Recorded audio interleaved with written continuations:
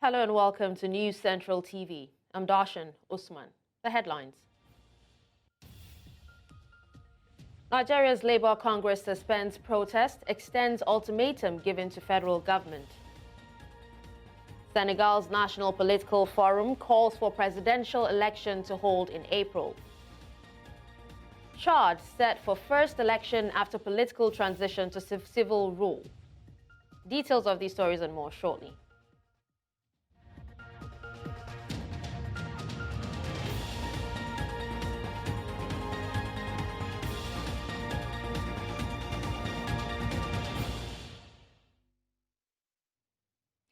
The news begins in Nigeria, where the Nigeria Labour Congress on Tuesday night suspended its two-day nationwide protest.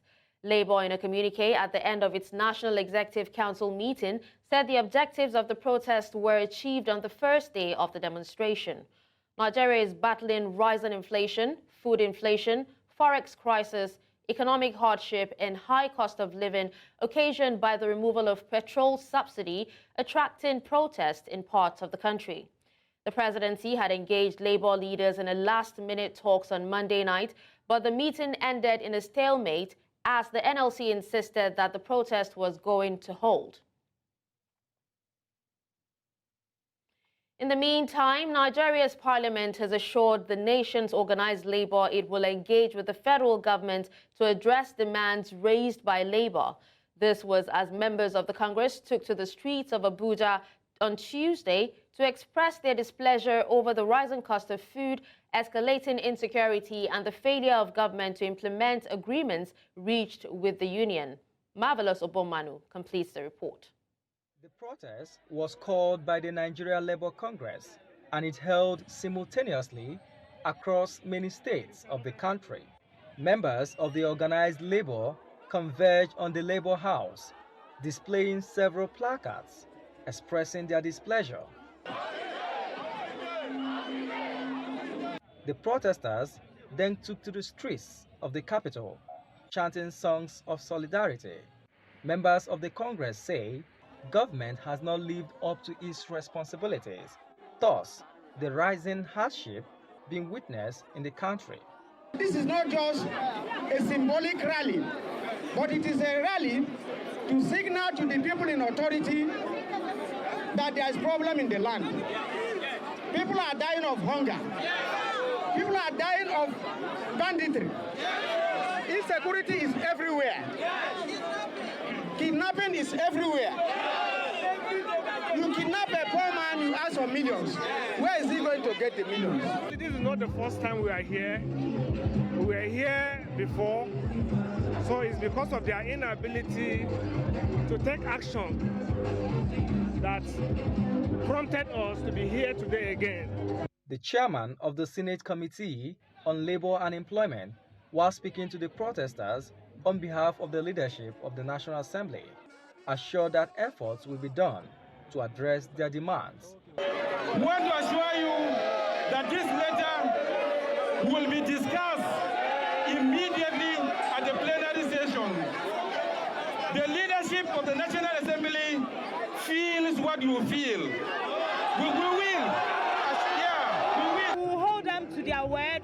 We would like to give them the opportunity to really see if they can act on what we have always been tendering. So we just want to hold on. Let's give them the chance to take our words home. The Nigerian workers here have submitted their letter to the leadership of the National Assembly with the hope that the issues they have raised and canvassed in the letter will be adequately taken care of as promised by the leadership of the National Assembly. But the big question is, will there be anything different or will it be business as usual, ending up in empty promises? Most of the Nigerian workers here will be hoping that their efforts will not end up in futility as usual. In Abuja for News Central, Marvelous Obomanu. Thank you, Marvelous, for that report.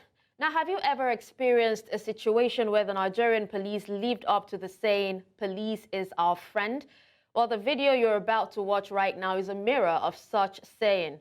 On Tuesday, a trending video clip captured operatives of the Lagos State Police Command sharing bottled water and biscuits to protesters in the state.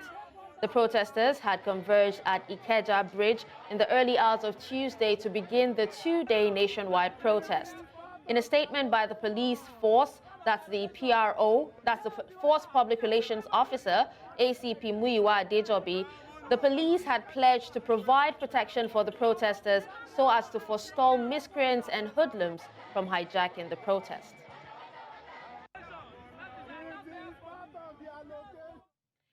To further discuss the conduct of the police during this protest, I have joining me on the news Public Relations Officer of the Lagos State Police Command, Benjamin Hundeyin.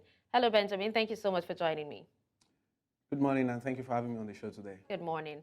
Now, let's start with what happened yesterday during the protest. Now, Nigerians have actually hailed the performance of the police during the protest, and they said they actually felt protected compared to previous instances where there was use of excessive force. What can be attributed to this? Are we seeing a newly reformed or even a transformed police force? Well, I would say it has always been the same police force. And we simply respond to situations. So yesterday, the protesters were very orderly. they were at their best behavior. So that elicited also positive things. We were with tear gas yesterday, and we were ready to use them if things had turned awry. So it's the same police. We just respond as the need arises. So yesterday, everything went fine. And I think that can be attributed to the meeting we had with the leadership of the Labour Congress a day before, where they pledged to be very peaceful, and we also pledged to give them maximum protection. Well, it's a good thing that mischief makers didn't hijack the process yesterday then. Now, but a standout moment from Tuesday's protest was the Nigerian police force actually sharing refreshments to protesters. That must have been, first of such in Nigeria. Where did that come from, and what spurred that gesture? Well, that came from the Commissioner of Police, Lagos State Command, CP Adegoke Fayoade. When he was leaving the command headquarters yesterday to go supervise the security deployment for the protest, he just said, "Oh, okay, let's put some water in the vehicle, let's put some biscuits in the vehicle, and give to protesters." So that was his idea, and I'm happy that people have received that very well. So it's just in the spirit of securing life and property, being your brother's keeper, and of course, like you've said, police is your friend. And a lot of people would actually say it's the little gestures that actually count. Now, one other thing is promoting trust. It's actually quite essential, and the force, we believe, should be all about acts of service. Now, moving forward, how can law enforcement agencies improve training to better handle conflicts and also de-escalate tense situations? Well, you've mentioned the word in your question, training, and the capacity and the efficiency to handle such situations would come from continuous and enhanced training, which we're already having, not all thanks, but thanks to some reputable NGOs and international NGOs who come who identify some of these training gaps and provide them. So it's work in progress. We are doing these trainings, we're undergoing these trainings, and we'll continue to improve and get better at managing conflict. All right, now you actually said, as it has always been, police is your friend. And, the gestures that we actually saw yesterday proved that. But how do we, trust that it would actually transcend or even reflect in your operations? Well, like I said earlier, it's about action and reaction. So our mandate comes first. We need to protect life and property. So we'll do whatever it takes. And we'll continue to be humane. Police is your friend, and we'll continue to protect life and property. And where the need arises, for example, some hoodlums want to hijack the process, then we'll need to come hard on them. So people need to just relax and rest assured that the police would continue to support them in every legal and lawful thing they do. All right. Now, in improving community relations, what ways can police initiatives, if I'm asking, or what measures can be taken to actually hold police officers more accountable and, more importantly, to actually change the mindset of some of these officers? Because we've actually seen situations where these officers have been so have been threats to the citizens, especially those who actually believe that the only way to function is the use of force and intimidation? Well, the force is not unmindful of this, and that's why the Inspector General of Police, IGP Egbetokun, actually mandated every state command to create the complaint response unit so that police officers can be held accountable when they engage in unprofessional conduct. So we have one in Lagos here, and other states have started coming up. Lagos State was the first to create a complaint response unit. So this is to make officers accountable, and it's a good thing. It's good to note that many Nigerians, or many Lagosians in particular now, have been taking advantage of that. They quickly reach out to us when they see things going wrong. And we also take advantage of multimedia messages too. People just take out their phones, record police officers misbehaving, and send to us, and we're able to use it. So we are very mindful of that, and we encourage more and more people to take advantage of the complaint response unit, take advantage of the numbers we've rolled out there, numbers of all DPOs, so that by the time you call your DPO and there is no tangible response, at least it's closest to you, then you can reach the complaint response unit, and we'll try to do something about it. All right, now, just before we actually let you go, talking about these numbers, some have actually complained that it's quite difficult to, keep in their heads when they're in trouble and all that. Should we see a situation where we'd actually have like a 3-digit number or a 4-digit number, something easy to actually, reach out to in times of trouble? Well, for Lagos State, we have 2 3-digit numbers, and they are toll-free. We have 767, and we have 112, and they actually work, 767, 112. So in addition to that is when we have, is why we have other phone numbers, so that in case that number is busy for a long time and you need quick response, you can also call those numbers. And I would quickly add here that if you could just go to lagos.npf.gov.ng, lagos.npf.gov.ng, you'll see all the numbers you would need, maybe for WhatsApp messages, for SMS only, for calls, all of these in addition to 767 112. All right.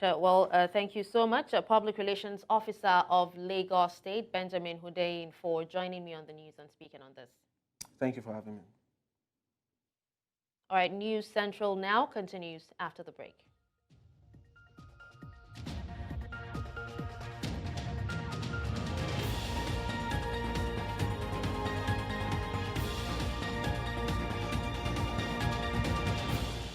Welcome back, and thank you for staying with us. Now, in the face of the steady depreciation of the value of the naira and the dip in the standard of living, Nigerians are crying for help to the country's president to reverse some of his policies. Agitations and protests have been recorded both online and offline across the country, while the government continues to plead for patience. News Central's Adeshawa Odushoga reports.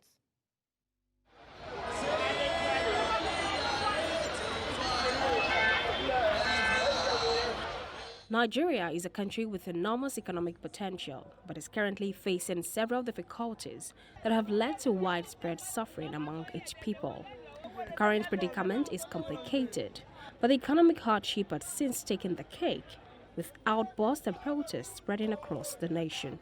Hunger and anger is what describes the mood of many Nigerians across the country amidst the economic crisis at this moment. At Ikeja, capital of Lagos, Nigeria, many residents are calling for help. It appears that they have had enough of the current economic crisis in the country.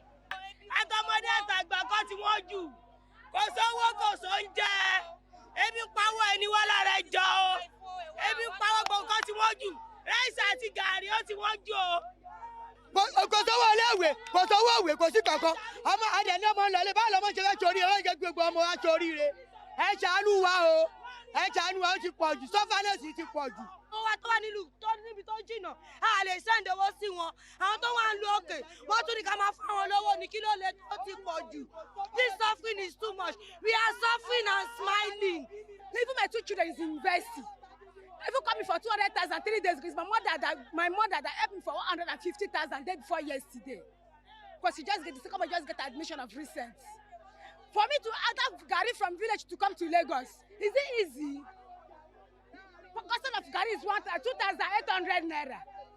The National Labour Congress is holding a series of protests across the country demanding the reversal of some economic policies of the President Tinubu-led administration. which also includes the removal of fuel subsidies, this motorist says it is becoming more difficult for commuters to afford his fees. Epo 3,000 la rà tẹ́lẹ̀, nísìnyí epo 11,000 la máa rà lọ. A máa gbowó láwọn àwọn èrò gan ò sanwó, wọn complain. So I need kíjọba help wa kán jọ nítorí Ọlọ́run.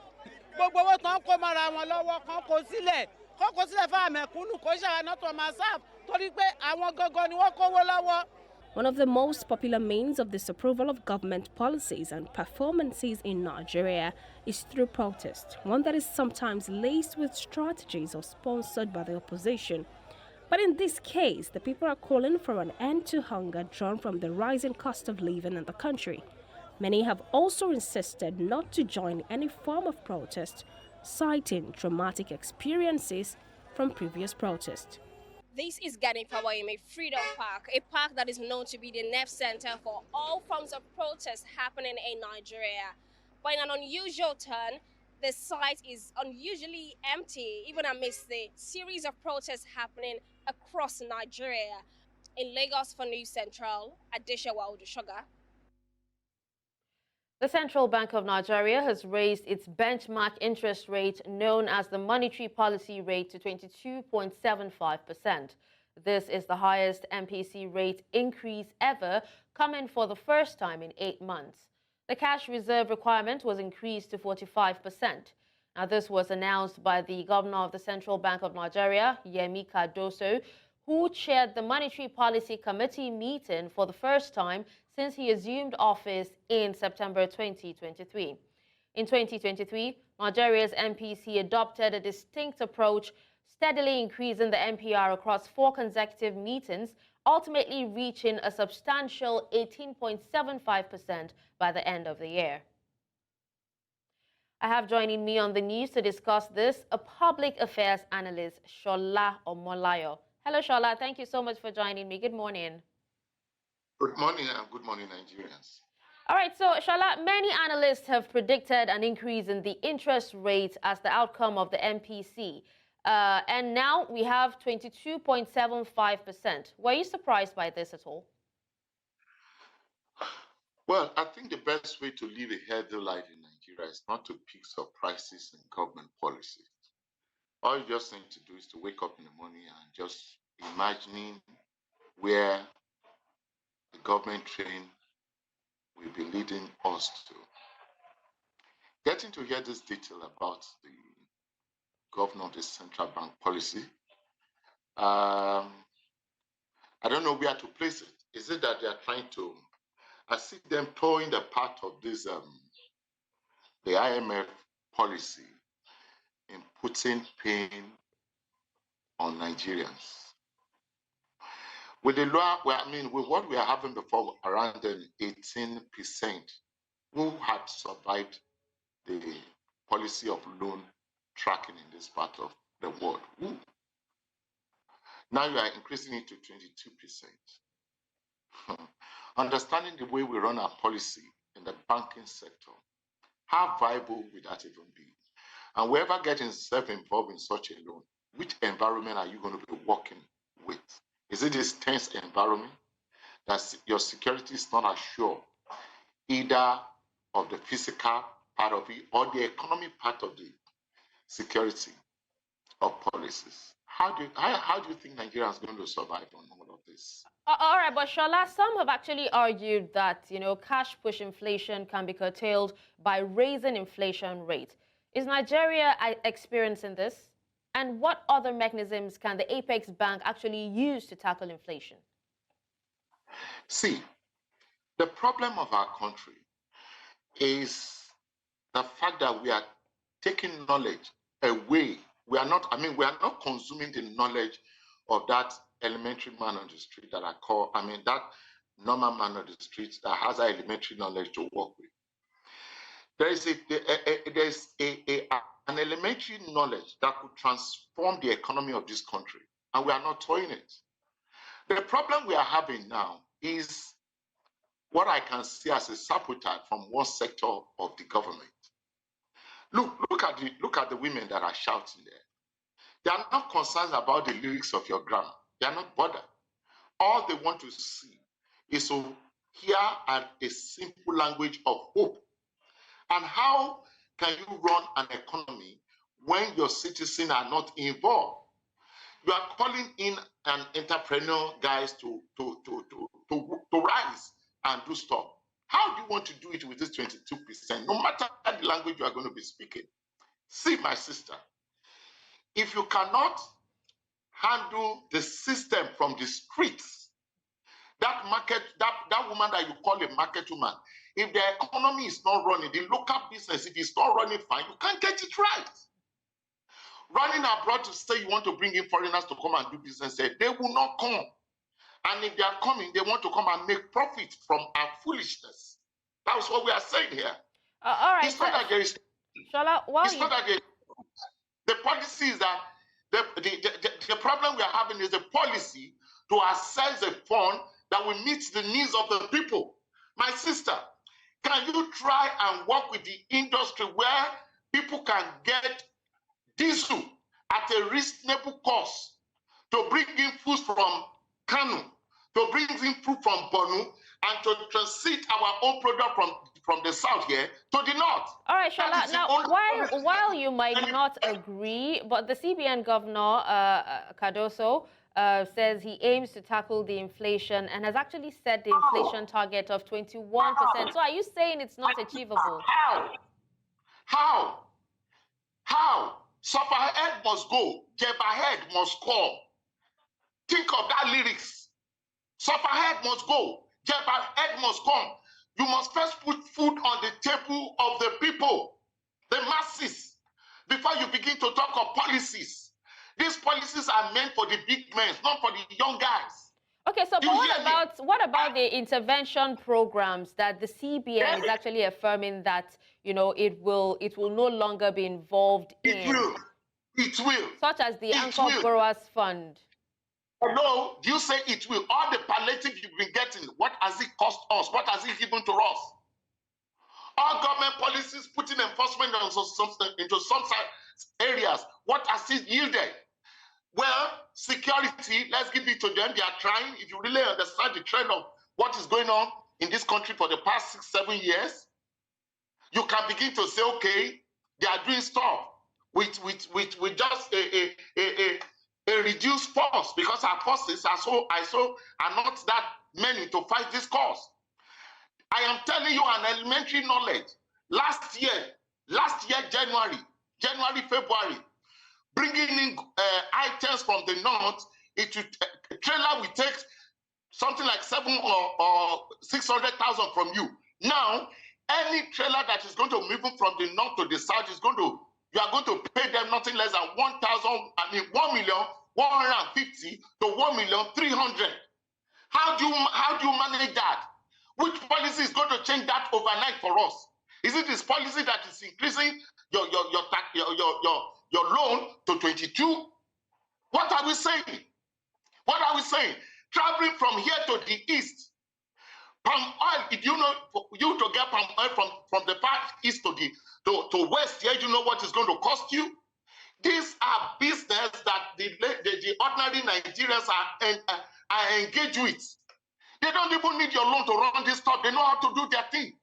Because we are technically working on a trade and barter business.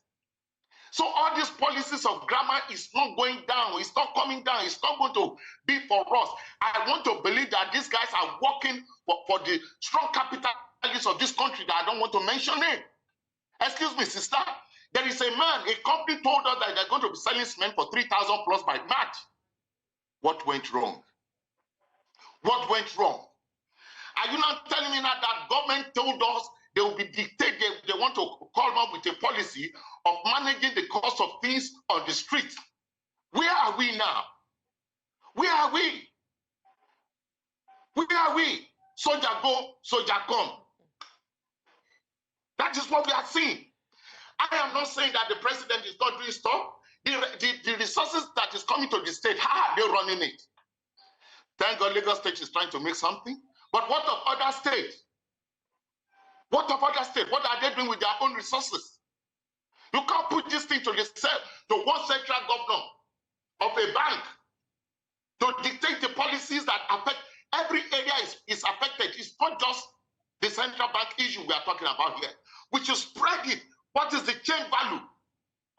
policy they are bringing in. This man is talking about money. All right. How they are going to increase fund. All right. How does it affect the state, my sister? All right. Well, you know how to run this in setting your program for almost the numbers of hours you want to work with. All right. Well, thank you so much, Shola Omolayo, for joining me and speaking on this topic. We really appreciate you for your time. Thank you for your insight on this. God bless Nigeria. All right, away from that, Nigeria's Minister of Foreign Affairs has expressed displeasure over the refusal of security experts to allow foreign policy professionals effectively play their expected roles.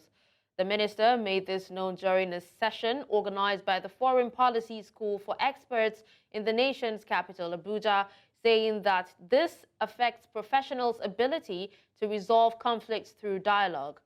Our correspondent, Idong Joseph, reports.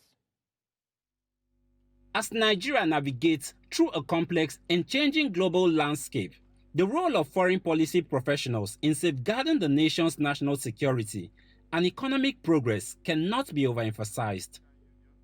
While there have been confusion over the expected roles and responsibilities of foreign policy experts, Nigeria's Minister of Foreign Affairs says these roles are being overtaken by non-professionals, thus closing room for dialogue, especially as a conflict prevention option. Foreign policy practitioners, the diplomats, are being relegated. The space is being taken over by security agencies, by defense experts, by, with apologies to the general, the military. At this training session aimed at equipping foreign policy professionals with necessary skills needed to navigate the sensitive water of international relations and diplomatic engagements, experts say the need for training is apt as it equips these professionals with skills needed in the foreign relations ecosystem. Its applications as it pertains to the economy, as it pertains to security, which is very important for us because we want the thinking, the ideas to be interrogated by intellectuals so that we, the practitioners, when we're applying it, we can also look at the flaws that may exist so that we can take corrective measures. The participants are in for a great time to see how they themselves can be better equipped to deal with the challenges that are unending. You will see that we live in a very unstable world. We live in a world where every minute, every hour, things are changing. Following the recently unveiled foreign policy trust of Nigeria's federal government, hinged on the 4 pillars of development, democracy, diaspora, and demography, experts say sessions like these will help make the nation's foreign policy professionals more effective. In Abuja for News Central, I am Idong Joseph. The United Nations has reaffirmed its commitment to support Borno State government in Nigeria's northeast in its restoration drive resulting from the over a decade of destruction by insurgents. United Nations resident and humanitarian coordinator in Nigeria, Mohammed Mustafa Fall, who is also the Assistant Secretary General of the UN, made this known in Maiduguri during a courtesy visit to the government house. That we are here only for one thing. Understand where you want to go. Read where you want to go and be behind you, be behind your back, and make sure that every single step you make on the way towards improving the life of the people of Borno, you will have us next to you in that journey. We'll work together with you. Our people have dignity, and we want to see how we shall restore the dignity of our people. The only way we can restore the dignity of our people is to see how we shall not depend on handouts. People will go back home in a dignified manner. People will earn their means of livelihood by themselves so that we shall move forward.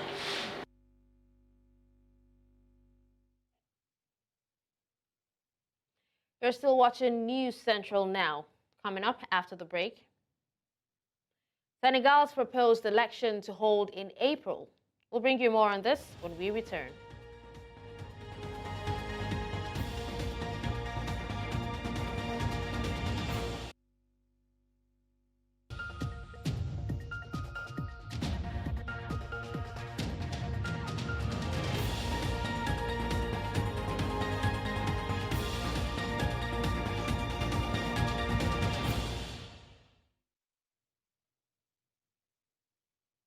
Thank you for staying with us.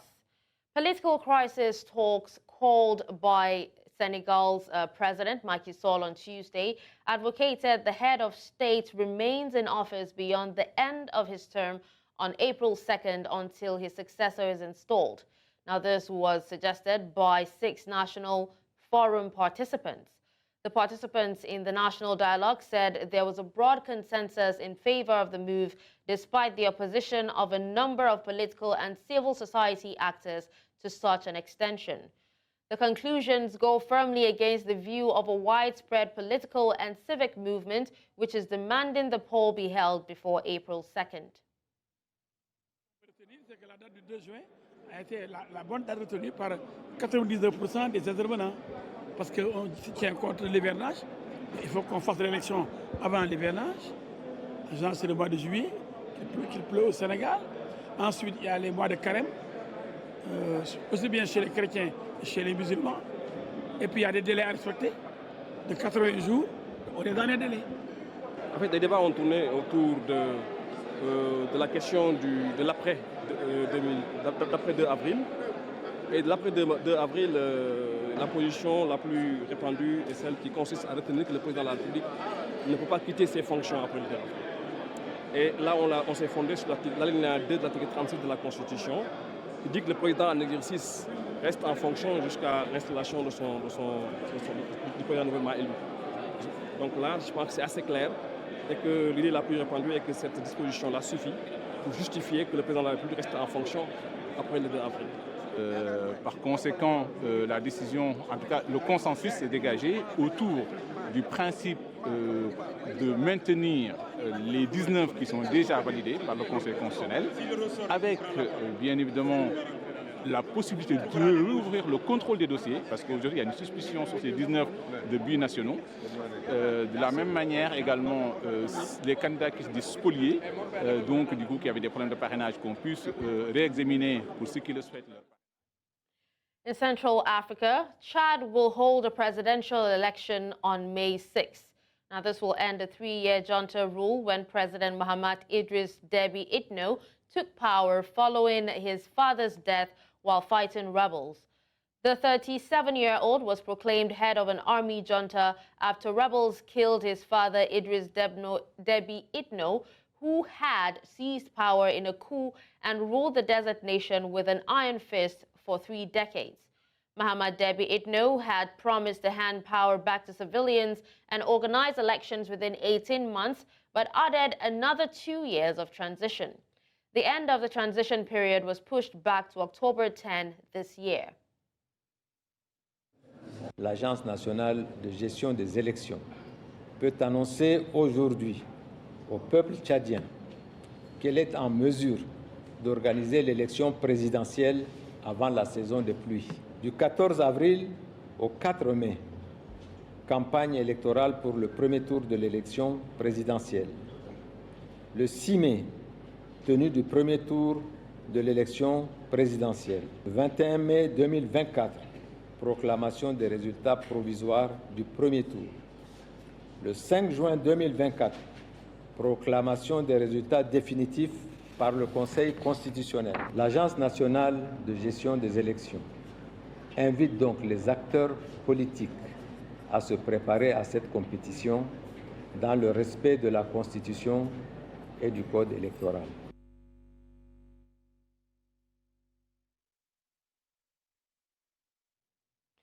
Let's now join our business desk for today's business news.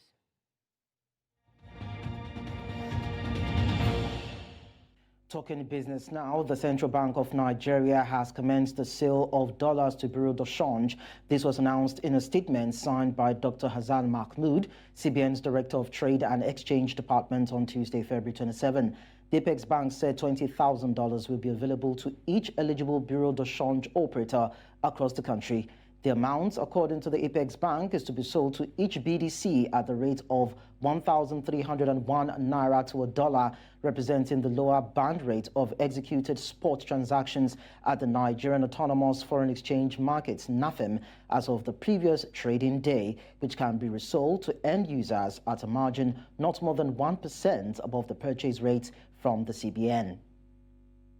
Still in Nigeria, its banking system is gradually shifting from conventional to digital banking with the implementation of an artificial intelligence as a catalyst, disrupting the established norms within the traditional banking sphere. According to a survey by the Economist Intelligence Unit, 77% of banking professionals believe that the ability to harness the potential of AI will be the determining factor between triumph and failure for financial institutions. Projections suggest that by 2030, the incorporation of AI into financial services could yield savings exceeding $1 trillion, even as traditional banks are anticipated to curtail around 22% of their total costs through the adoption of AI.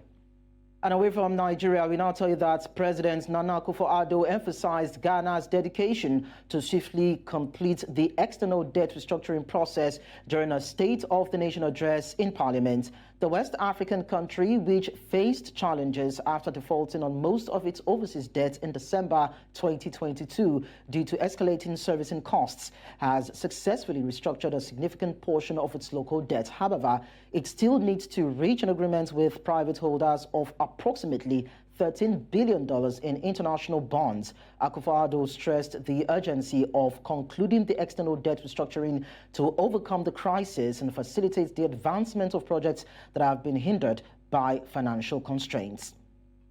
And that's all on business news. I am Lekon Onobanjo. Don't go away.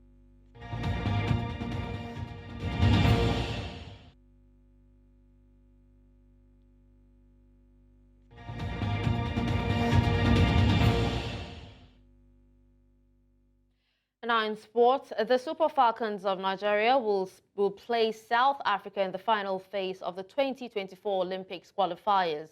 Nigeria had to settle for a goalless draw when they played Cameroon in the first leg of the semi-final Olympic qualifiers fixture. However, they progressed to the final phase after defeating Cameroon 1-0 at the Moshood Abiola Stadium on Monday, thanks to a goal from Esther Okoronkwo. However, they needed to wait for the result of the second leg of the fixture between South Africa and Tanzania to know their opponents in the final phase. The Banyana already had a 3-0 advantage from the first leg in Tanzania, and they just needed to avoid defeat in the second leg to progress. South Africa did not fall short of expectations as a goal from Thembi Ngatana sealed a 1-0 victory for the one-time African champions. The 4-0 aggregate sealed South Africa's place in the next round, where they will play Nigeria. The game is set to take place in April, with the Super Falcons welcoming the Banyana to Nigeria for the first leg on April 1st, with the second leg taking place 8 days later. The news continues after the break.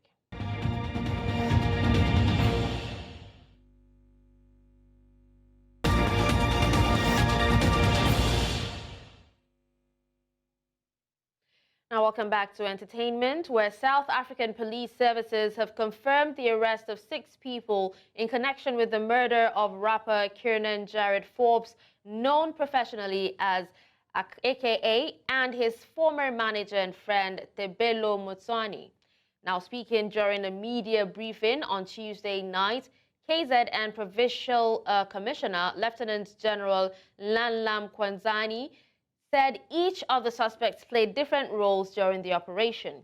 He also confirmed that they have the coordinator, who was the mastermind, 2 shooters, and 2 spotters.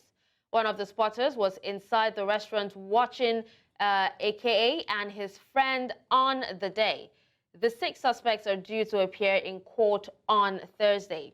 The award-winning rapper and his former manager were gunned down on Florida Road, Durban in February 2023. Joining me on the news to discuss this is a law clinic attorney at the University of Johannesburg, Elton Romeo Hart. Hello, Elton. Thank you so much for joining me on the news. Good morning, and good morning to the viewers up in the West. Good morning. All right, so your first thoughts, what were they when you read about the arrest of the two suspects in Eswatini, and why were the police denying the arrest when the Times of Swaziland initially broke the story? Obviously, I think their rationale and their reasoning was that they didn't want to scare some of the other people of interest who they still needed to arrest before they can actually broke the news. But it can also just mean for me that maybe they didn't have watertight or solid evidence against the other people that's now also been arrested in Swaziland to at that point actually arrest them. And also we know with what happened with Shepherd Bushiri and his wife Mary, that sort of jumped the borders of South Africa, ran to Malawi, and they're struggling to actually extradite them back to South Africa. And I think they might have also maybe feared that there can be a possibility of struggling to extradite these accused persons or persons of interest back to South Africa and to actually put them on the stand to stand trial for the murder of AKA and Tibelo Tips. Okay. Now, Romeo, what legal procedures apply when a suspect is arrested outside the country and brought back to face charges in South Africa? Obviously, one needs to look at the extradition treaties that exist between countries. Is the countries, because there's the SADC protocol, because Eswatini and South Africa is in SADC, so there must be the SADC protocol. But you can't just go over the border and take people and bring them here. You need to also file an affidavit by our National Prosecuting Authority, file an affidavit to actually get Interpol and the international agencies as well as the local agencies in Eswatini involved in the extradition and look at following extradition laws in terms of international law to say how do we need to actually arrest them there, bring them before a court of law in Eswatini that will then look at is the extradition lawful, and thereafter if they find it's lawful then they will actually bring them back to South Africa to stand trial. Yeah, although they are South Africans, there is still an extradition process that needs to happen in the country of origin. And we know that we've had issues with extraditions because we had like the Thabo Bester saga, we have got Shepherd Bushiri, we had the guy that ran to Brazil, we took like 6 years to get him back.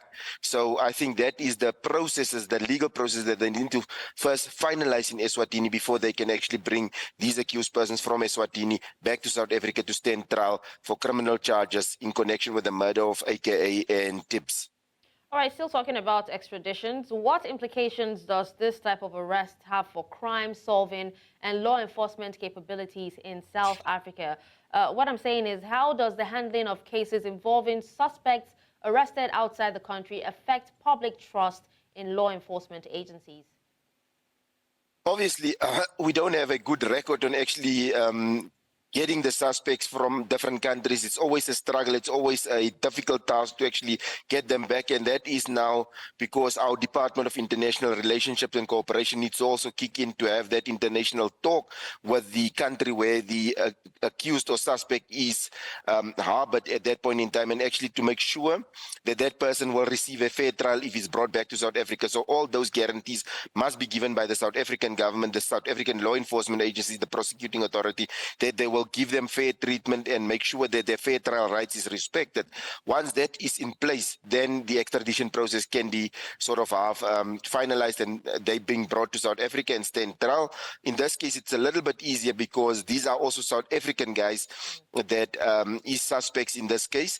And obviously under our constitution, they are already guaranteed that right in terms of Section 34 and Section 35 of the Constitution. All right, now talking about, the rights, and that's away from the law enforcement, the suspects themselves, what legal rights do they have, in the country, having during the extradition process? What legal rights do they have? Our constitution is written very, very broadly, and it says every person. It doesn't say every South African. So every person. So it doesn't matter which nationality you hold. The moment you are being charged with a crime that is committed in South Africa, you enjoy the rights enshrined in our constitution, which is in Section 34, read with Section 35. Section 35 being the main section here. So you are guaranteed that right, read with Section 73 of the Criminal Procedure Act, that says you have the right to legal representation. If you can't afford it, a legal representation at the cost of state will be provided to you. So even if it's a foreign national that's far away from their families, they will have a right to legal representation. And that legal representative is then paid by the state, and they might make sure that the accused or the suspect's rights is protected. Obviously, how good they do depends on the level of experience of the practitioner that is appointed to you, but you can always change your practitioner as you deem fit for your matter at hand. All right, well, thank you so much, Elton Romeo Hart, for joining me on the news and speaking on this. Thank you. And that's all at this hour. But before we go, let's take another look at some of our top stories. We told you that Nigeria's Labour Congress suspends protest, extends ultimatum given to federal government. We also told you that Senegal's National Political Forum calls for presidential election to hold in April. And finally, you heard that Chad set for first election after political transition to civil rule. Send your eyewitness report to the WhatsApp number on the screen. Do follow us on social media. We are at News Central TV. You can watch News Central live on DSTV channel 422, Star Times channel 274, Avo TV, and YouTube. Many thanks for watching. I'm Darshan Usman.